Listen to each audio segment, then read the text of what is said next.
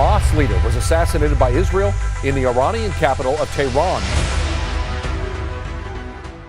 Hamas chief Ismail Haniyeh को शहीद कर दिया गया ईरान के कैपिटल तेहरान में। प्रेसिडेंट मसूद पज़ेश्कियान की तकरीब हल्फ बर्दारी के लिए तेहरान पहुंचे थे इस्माइल हनिया, जहां उनकी रिहाइशगाह पे अटैक किया गया और उनकी मौत हो गई। उनकी रिहाइशगाह पे उन्हें असैसिनेट कर दिया गया।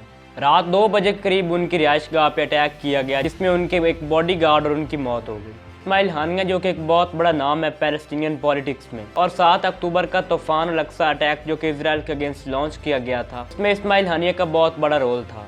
तो एक बहुत ही बड़ी पर्सनैलिटी को असैसिनेट किया गया है इजराइल की तरफ से। इस्माइल हानिया 29 जनवरी 1962 को गाजा के अल शाती रिफ्यूजी कैंप में पैदा हुए। इब्तदाई तालीम UNO के ज़ेर इंतज़ाम स्कूल से हासिल की, फिर गाजा के इस्लामिक यूनिवर्सिटी में अपनी तालीम को जारी रखा। 2006 में इस्माइल हानिया को गाजा में हमास रहनुमा नामजद किया गया। 2017 में इस्माइल हानिया को हमास का चीफ नामजद किया गया।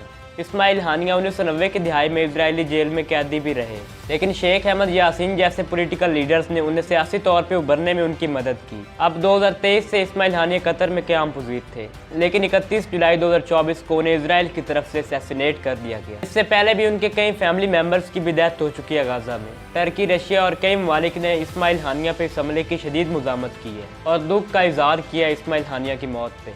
इस बड़ी असैसिनेशन के साथ इजराइल ने लेबनान के कैपिटल बैरूत में भी अटैक किया, जिसमें 2 हिज़्बुल्लाह कमांडर्स की मौत हो गई। और इस सब कुछ के बाद मिडल ईस्ट में एक दफ़ा फिर से सिचुएशंस खराब है। इजराइल गाजा में 40,000 लोगों को मार चुका है और हज़ारों लापता हैं। गाजा वॉर के साथ साथ अब इजराइल लेबनान से भी कशीदगी में इजाफा कर रहे हैं। तो अब ये जो इस्माइल हानिया को असैसिनेट किया गया, इससे कशीदगी में और इजाफा होगा। और ऑलरेडी इजराइल गाजा में तबाही मचा चुका है। इजराइल ने एक तरह से रेड लाइन क्रॉस की है इस्माइल हानिया को असैसिनेट करके, और वो भी ईरान के कैपिटल तेहरान में इस हमले को सरअंजाम दिया गया। ये तीसरी दफ़ा इतनी बड़ी पैलेस्टीनियन पर्सनैलिटी को असैसिनेट किया गया।